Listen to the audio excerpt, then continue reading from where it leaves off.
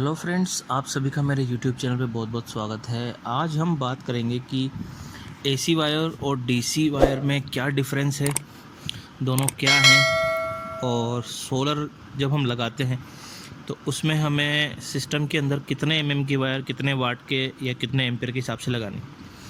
ये क्वेश्चंस जो हैं मुझसे बहुत से लोगों ने पूछा है, या मुझसे काफ़ी सारे लोग जो हैं इस बारे में बात भी करते हैं कि हमें कौन सी वायर कितने एमएम की लगानी चाहिए। हालांकि इसका स्पेसिफिकेशन या जैसे आप इसका अगर कोई फार्मूला निकालेंगे तो इसके बहुत लंबे लंबे फार्मूले हैं जो कि आसानी से समझ में नहीं आते हैं, क्योंकि उसमें क्या होता है कि बहुत सारे लॉसेस और ये सब उसमें काउंट होते हैं। तो मैं आपको आज जो है बहुत ही सिंपल तरीका बताऊंगा इसे निकालने का, जो बहुत इजी है, मेरे लिए हमेशा वर्क करता है। ये मुझे किसी हमारे एक्सपर्ट ने बताया था। तो अभी हम बात कर लेते हैं कि एसी केबल और डीसी केबल को हम कंपेयर करते हैं। तो डीसी केबल में जो है पावर लॉसेस सबसे कम होते हैं, जो कि ट्रांसमिशन प्रोसेस में जब वो ट्रांसमिट होता है करंट, तो उस केस में पावर लॉसेस बहुत होते हैं। एसी केबल में 3 कंडक्टर्स होते हैं, जबकि डीसी केबल में 2 ही कंडक्टर होते हैं। तो इनका जो सबसे हम एक मोटा मोटा ले लें तो डीसी केबल में पावर लॉसेस बिल्कुल बहुत कम होते हैं। एसी करंट जो है वो हमेशा जो है स्किन इफेक्ट की वजह से आउटर सरफेस पे फ्लो करता है, जबकि डीसी करंट जो है वो होल क्रॉस सेक्शंस डायमीटर में कंडक्टर के डायमीटर में होके फ्लो करता है।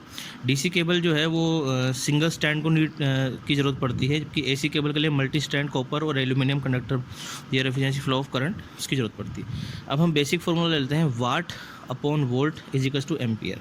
जैसे कि मान लो 400 वाट का सिस्टम है, उसका जो वोल्टेज है पैनल का वो 19.5 है, तो उसका टोटल जो डिवाइड के बाद निकलेगा वो निकलेगा 20.51, ये उसका एम्पियर निकल जाएगा। तो उस एम्पियर को हम 4 से डिवाइड करेंगे, यानी कि उसमें 5.1 आना है, यानी कि 6 mm का उसमें वायर लगेगा, यानी 6 mm वायर मोटी होनी चाहिए सोलर के लिए। ठीक है, ये एक बेसिक फार्मूला है, या इसे हम जैसे ये मैंने भी किसी से पूछा था, तो ये एक ट्रिक है।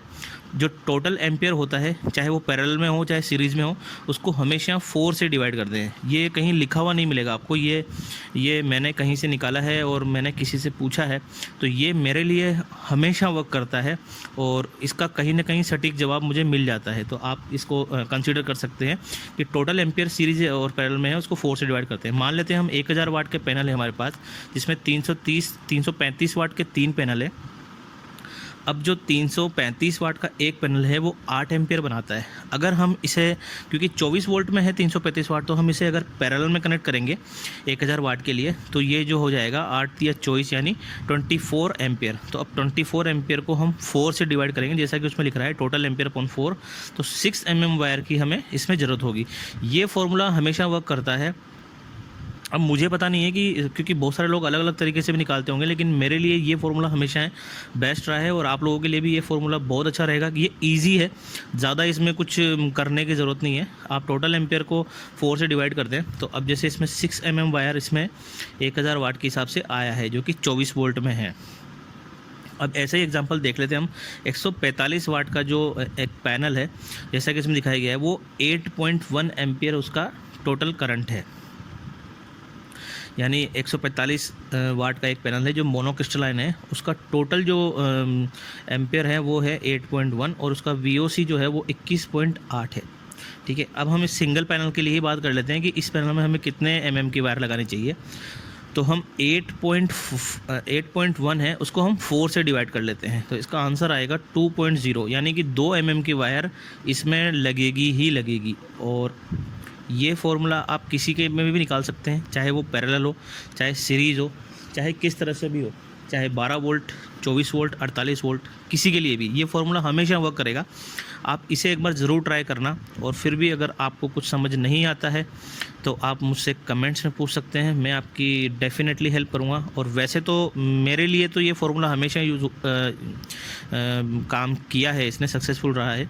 और ये जो है मेरे एक्सपर्ट्स या जो मेरे ऊपर जो लीडर हैं, टीम लीडर हैं, उन्होंने हमेशा मुझे इसके बारे में बताया।